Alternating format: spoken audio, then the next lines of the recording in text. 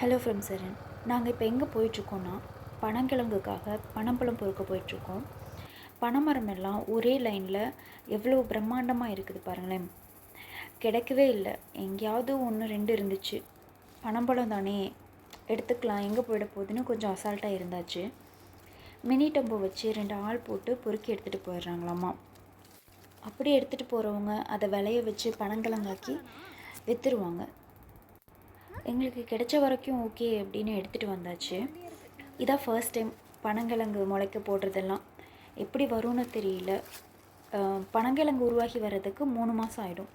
So 3 மாதத்துக்கு அப்புறம் எப்படி வந்திருக்கு அப்படிங்கிறத கண்டிப்பாக ஒரு வீடியோவை உங்கள் கூட ஷேர் பண்ணிக்கிறேன். ஒரு ஜான் அளவுக்கு மட்டும் மண் குவியல் ரெடி பண்ணி ஒரு பெட் ரெடி பண்ணியிருக்கேன். அதில் தான் இப்போ நம்ம நட போகிறோம்.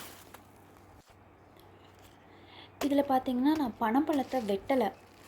ஒரு பனம்பழத்தில் மொத்தம் 3 கன்று இருக்கும். ஒருலேயும் ஒரு செடி வரும்.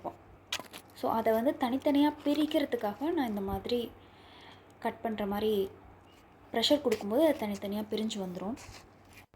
நல்லா ஃப்ரெஷ்ஷாக இருக்கிற பனம்பழத்தை ஒரு பக்கமாகவும், ஓரளவுக்கு காஞ்சு இது சீக்கிரமாக முளைக்க ஆரம்பிச்சிடும் அப்படிங்கிறத எல்லாம் ஒரு பக்கமாகவும் நான் போட போகிறேன்.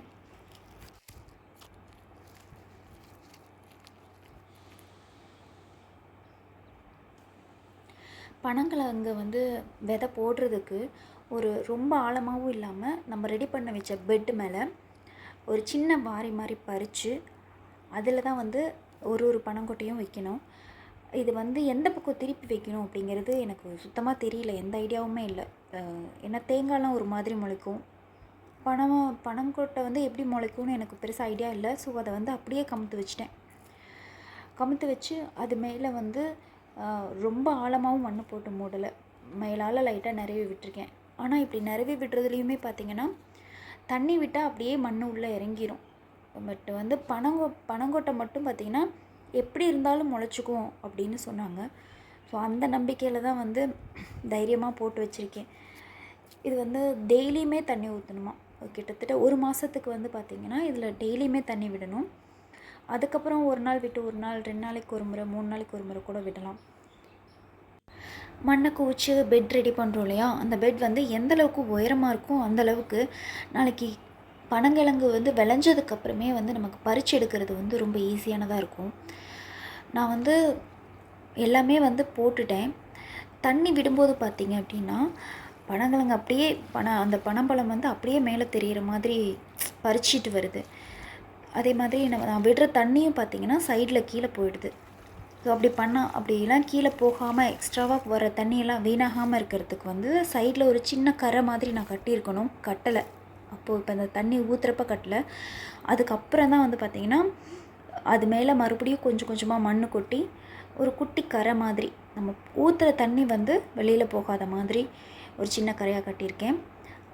தண்ணி ஈரம் சீக்கிரமாக வறண்டு போகாமல் இருக்கிறதுக்கு, எப்போவுமே ஈரம் இருக்கிற மாதிரி பார்த்துக்கிறதுக்காக அது மேலே தென்னை மட்டையும் போட்டிருக்கேன். இப்போது நம்ம இது மேலே தண்ணி ஊற்றும் போது அந்த தண்ணி பார்த்திங்கன்னா மண்ணை பறிக்கவும் செய்யாது. அட் த சேம் டைம் பார்த்திங்கன்னா ஒரு ஈவனாக எல்லா இடத்துக்கும் போகும். நம்ம எல்லா இடமும் கரெக்டாக பார்த்து ஊற்றணுன்ற அவசியம் இருக்காது. அதுவே ஈவனாக எல்லா பக்கமும் போய்க்கும். நம்ம மெயினாக தண்ணி ஊற்றுறதுக்கு நமக்கு ஈஸியாக இருக்கும், ஈரமும் நல்லா கட்டிக்கும். அதுக்காக தான் இந்த மாதிரி பண்ணியிருக்கேன். இதான் ஃபர்ஸ்ட் டைம். பார்க்கலாம் எந்த மாதிரி கிழங்கு வைக்குதுன்னு. கண்டிப்பாக அதை ஒரு வீடியோவாக ஷேர் பண்ணுறேன். சப்ஸ்கிரைப் பண்ண மறந்துடாதீங்க. நன்றி.